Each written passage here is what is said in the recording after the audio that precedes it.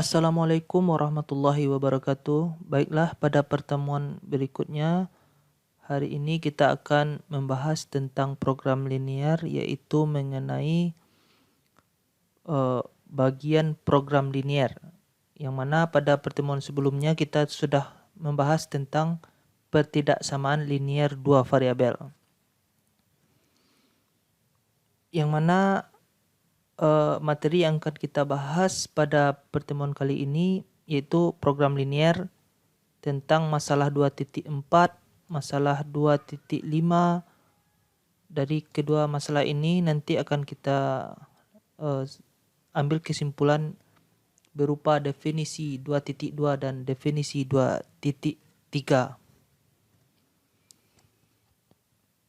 Ini ada setiap orang yang hendak mencapai tujuan pasti memiliki kendala yang berkaitan dengan tujuan. Misalnya seorang petani ingin memanen padi sebanyak-banyaknya, tetapi kendala cuaca dan hama terkadang tidak dengan mudah dapat diatasi.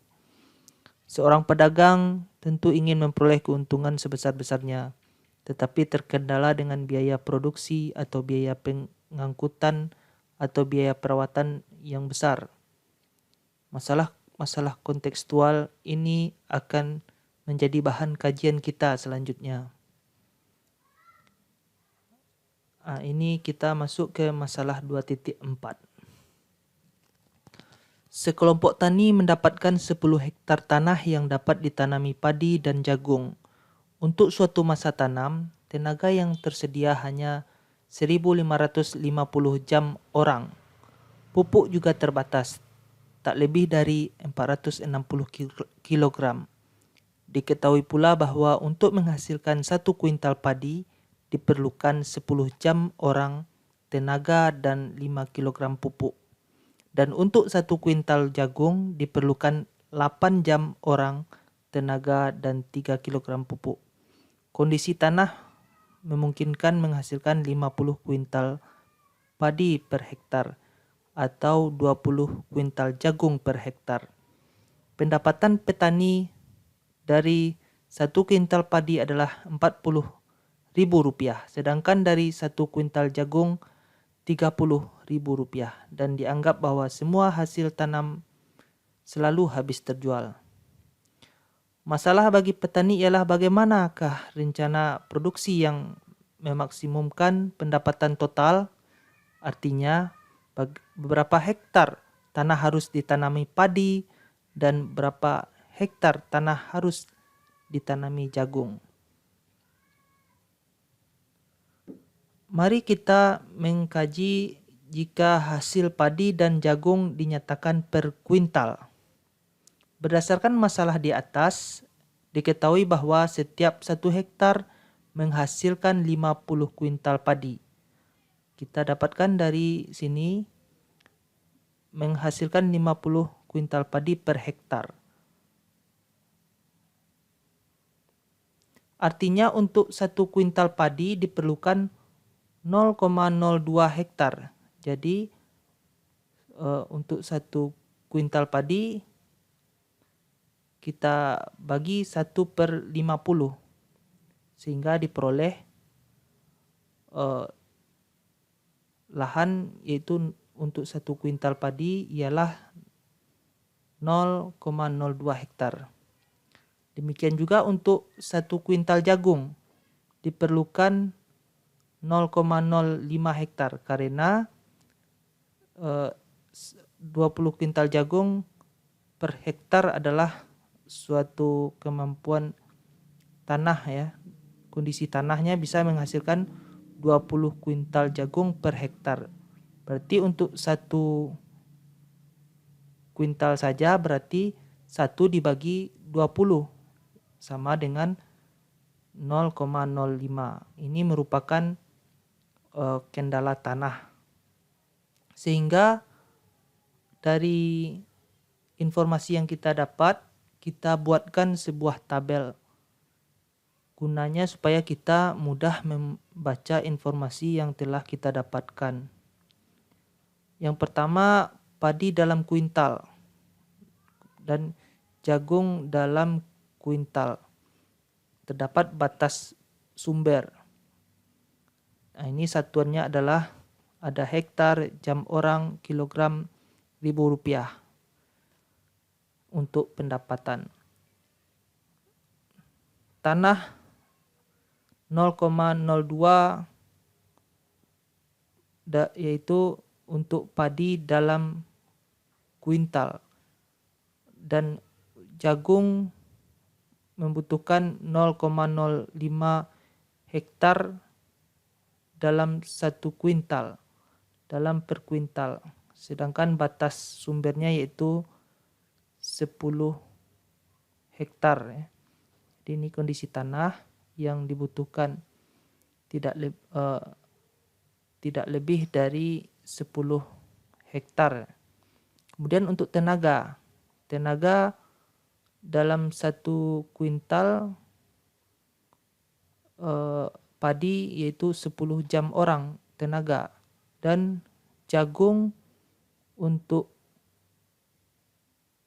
1 kuintal jagung dibutuhkan 8 jam orang,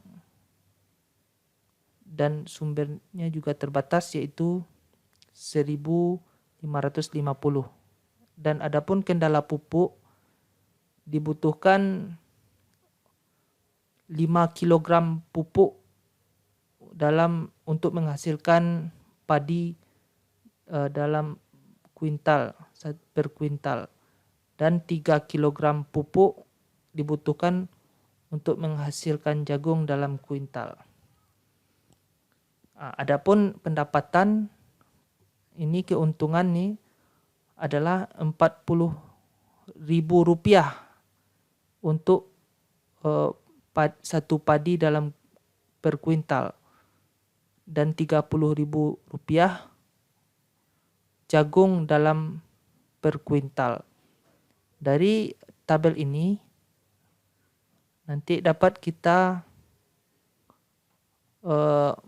menyatakan bahwa di sini 1 jam orang adalah banyak orang kali banyak jam bekerja. Kita anggap bahwa setiap transmigran memiliki tenaga dan waktu yang relatif sama untuk tenaga. Dan air dianggap berlimpah.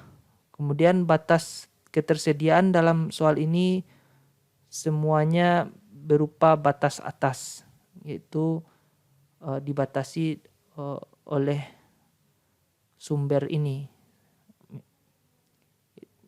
yaitu tidak lebih dari 10, tidak lebih dari 1550, dan untuk pupuk tidak lebih dari 460.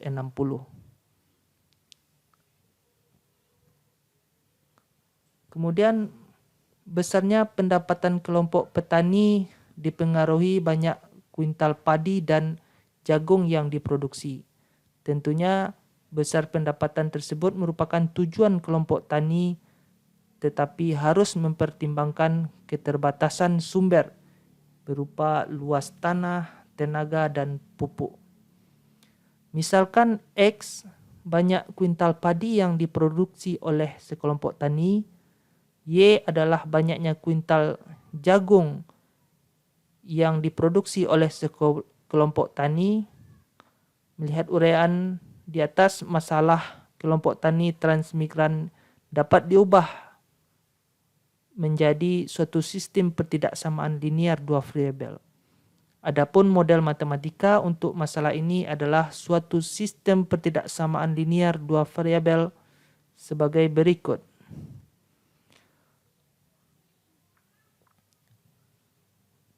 Untuk padi per kuintal itu kita lambangkan dengan X. Berarti bisa kita rubah 0,02 X ditambah 0,05 Y tidak lebih dari kecil atau sama dengan 10. Kemudian 10X ditambah 8Y kecil dari 1550. Ini adalah kendala tenaga. Dan terakhir adalah kendala pupuk. 5X ditambah 3Y kecil sama dengan 460. Atau kita sederhanakan menjadi bentuk pertidaksamaan persamaan satu ini. Karena luas tanah, lahan, banyak waktu dan banyak pupuk tidak mungkin negatif, kendala ini sebagai kendala non-negatif. Bisa kita tuliskan bahwa jumlah padi dalam kuintal itu tidak mungkin negatif.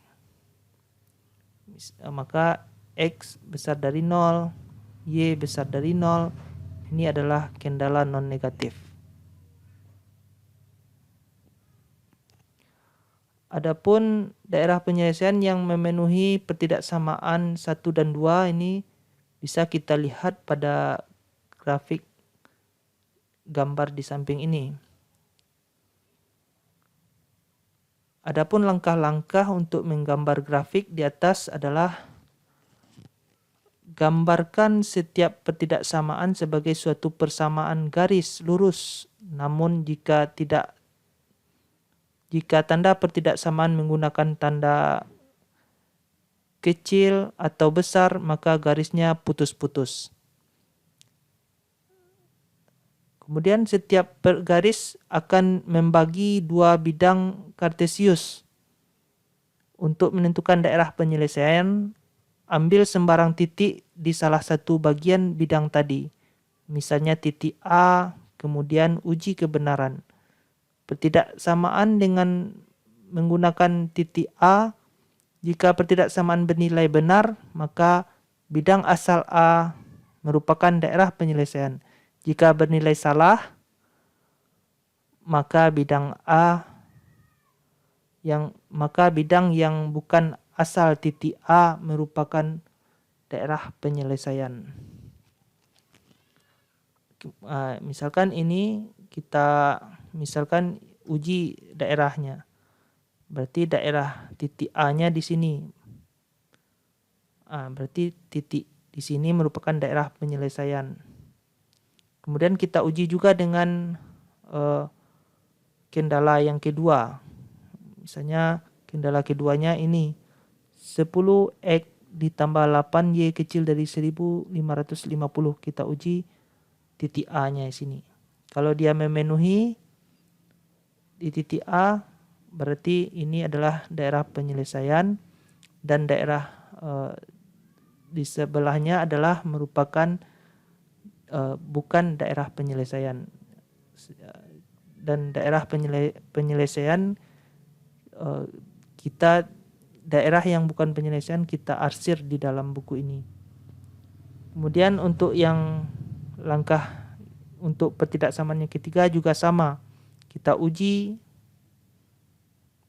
untuk titik ini, titik A. Misalnya titik A-nya di sini 5,5. Maka kita masukkan 5 kali 5 ditambah 3 kali 5 berarti 25 tambah 15 berarti 35. Berarti masih memenuhi. Berarti ini merupakan daerah penyelesaian. Perhatikan syarat non-negatif untuk setiap variabel. Nilai variabel tidak selalu positif. Karena di sini syarat non-negatif disebutkan bahwa syaratnya adalah besar dari 0 dan Y besar dari 0. Berarti permasalahan ini berada pada kuadran pertama, yang mana ini X dan Y-nya bernilai besar sama dari 0.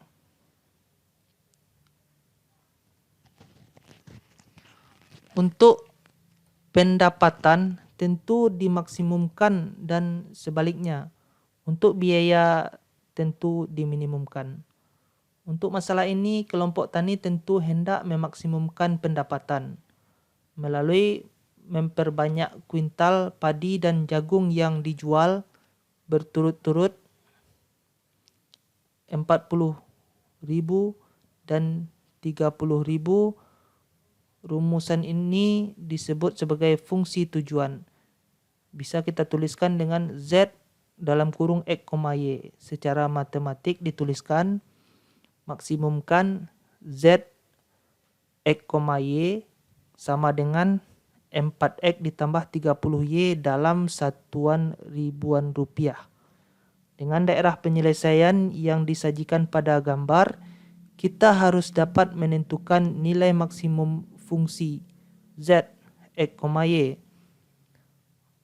Untuk menyelesaikan ini, kita akan bahas pada subbab berikutnya, yaitu mengenai nilai optimum. Selain masalah transmigrasi, berikut ini kita kaji bagaimana model matematika masalah produksi suatu perusahaan. Yaitu masalah 2.5. Perusahaan Galang Jaya memproduksi alat-alat barang elektronik, yaitu transistor, kapasitor, dan resistor. Perusahaan harus mempunyai persediaan paling sedikit 200 resistor, 120 transistor, dan 150 kapasitor yang diproduksi melalui dua mesin, yaitu mesin A untuk setiap satuan jam kerja hanya mampu memproduksi 20 resistor, 10 transistor, dan 10 kapasitor. Mesin B untuk setiap satuan jam kerja hanya mampu memproduksi 10 resistor, 20 transistor, dan 30 kapasitor. Jika keuntungan untuk setiap unit yang diproduksi mesin A dan mesin B berturut-turut adalah 50.000 dan 120.000, bentuklah model matematika masalah perusahaan Galang Jaya. Semua data yang diketahui pada masalah ini kita sajikan juga pada bentuk tabel. Alokasi setiap sumber daya, alokasi setiap sumber yang tersedia. Terdapat sumbernya itu mesin A dan mesin B. Kemudian persediaan, yaitu persediaan paling sedikit 200 resistor, 120 transistor, dan 150 kapasitor. Perusahaan harus mempunyai persediaan paling sedikit, berarti ini batas bawah, berarti kan berlainan dengan batas yang pada masalah sebelumnya. Berarti perusahaan harus mempunyai persediaan paling sedikit. Berarti yang paling sedikit berarti yang di bawah itu kan.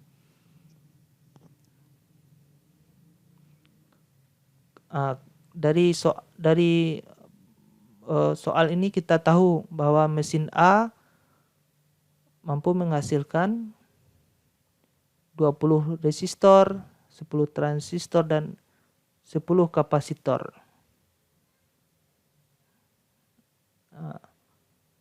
Kemudian mesin B mampu menghasilkan 10 untuk mesin B untuk setiap satuan jam hanya mampu memproduksi 10 resistor, 20 transistor, dan 30 kapasitor. Adapun keuntungan untuk setiap unit yang diproduksi mesin A dan mesin B berturut-turut adalah 50.000 dan 120. Dengan memisalkan banyak unit barang yang diproduksi mesin A, kita misalkan adalah X, dan Y kita misalkan adalah banyak unit barang yang memproduksi mesin B. Dengan demikian kita dapat menuliskan model matematika.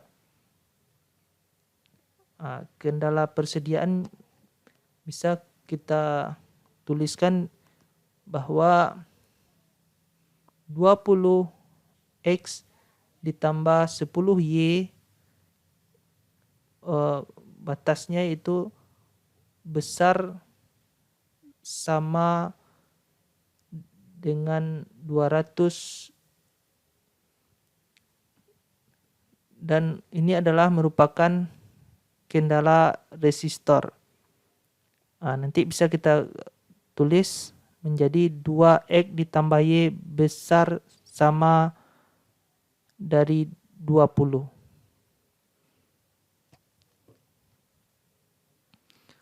Kemudian untuk kendala transistor 10x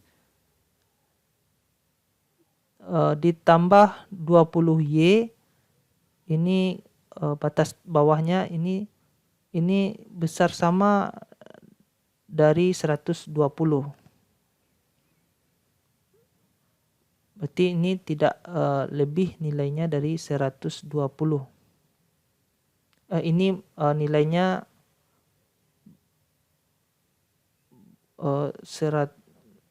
besar dari 120. Ini merupakan batas bawah. Dan kendala yang terakhir yaitu kapasitor 10x ditambah 30y besar sama dari 150. Karena mesin tersebut minimal menghasilkan 150 dalam satuan jam.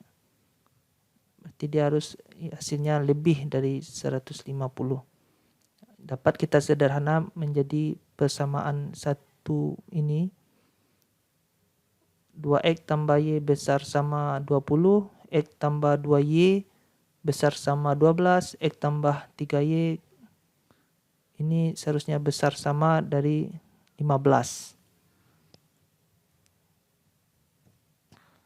Adapun kendala non negatif, di sini ada yang salah ketik nih ya. Adapun kendala non negatif yaitu x besar dari 0 dan y besar dari 0. X ini adalah kemampuan mesin A menciptakan barang ya. Dan B adalah kemampuan mesin B dalam menciptakan unit barang tersebut. Tidak mungkin dia menciptakan barang berjumlah negatif. Pasti dia akan bernilai positif. Nilainya adalah nilai yang positif. Artinya untuk memenuhi persediaan mungkin saja mesin A tidak berproduksi atau mesin B tidak berproduksi. Secara geometri, kondisi kendala persediaan dan kendala non negatif disajikan pada gambar berikut.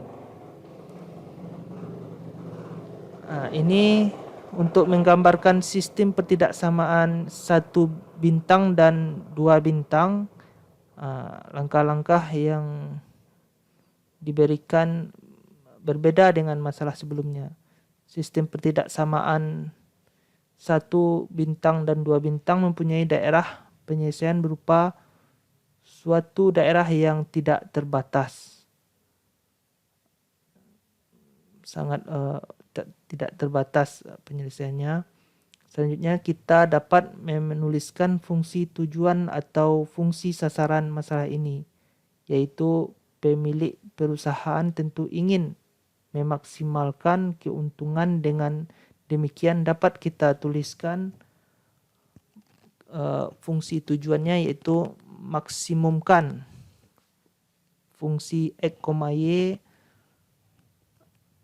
sama dengan 50.000 kali x ditambah 120.000 y, atau fungsi x, y sama dengan 5x ditambah 12y dalam 10.000 rupiah. Jadi untuk daerah penyelesaian yang diilustrasikan pada gambar, kita akan menentukan nilai maksimum fungsi f X, Y. Hal ini akan kita kaji pada subbab berikutnya. Dari 3 ciri di atas dapat kita simpulkan masalah program linear 2 variabel dirumuskan sebagai berikut. Masalah program linear 2 variabel adalah menentukan nilai X1, X2 yang memaksimumkan atau meminimumkan fungsi tujuan. Fungsi tujuan kita lambangkan dengan Z, di mana variabelnya X1, X2 sama dengan C1 X1 dikali X1 ditambah C2 dikali X2 dengan kendala A11 X1 ditambah A12 X2 kecil sama dengan besar sama dari B1. Ini untuk baris pertama. Kemudian untuk baris keduanya A21 X1 ditambah A22 X2 kecil sama dengan besar sama dari B2 atau baris yang kedua ya. Ini B-nya ini adalah konstanta ya. Kalau A21 dan A22 ini adalah koefisien X dan X1 dan X2, di mana X1 dan X2 ini adalah variabel. Dan untuk baris yang KM kita bisa menuliskan hingga titik-titik hingga baris KM kita bisa tuliskan A M1 X1. Berarti pada kolom KM pada baris KM kolom pertama X1 ditambah A M2 X2. Berarti A-nya berada pada baris KM dan kolom kedua begitu.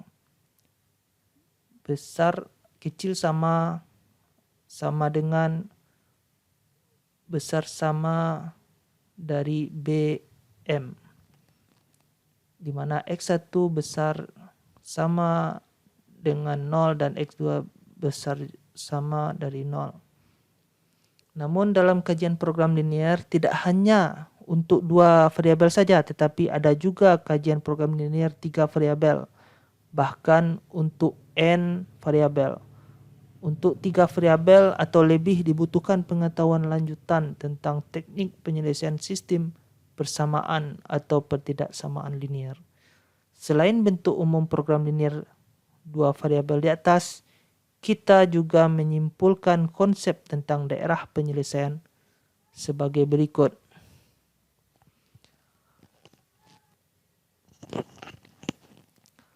Kemudian daerah layak atau daerah penyelesaian atau daerah optimum itu sama ya, hampir sama, di mana daerah penyelesaian masalah program linear merupakan himpunan semua titik X, Y yang memenuhi kendala suatu masalah program linear. Dengan kita mengetahui daerah penyelesaiannya, tentu kita bisa menentukan nilai optimum dengan garis ledik, yaitu nilai maksimum atau nilai minimum. Baik, mungkin untuk materi kita kali ini kita cukupkan sampai di sini. Selanjutnya kita akan membahas tentang bagaimana menentukan nilai maksimum atau minimum fungsi tujuan suatu program linear 2 variabel. Terima kasih atas perhatian. Wabillahi taufik wal hidayah. Assalamualaikum warahmatullahi wabarakatuh.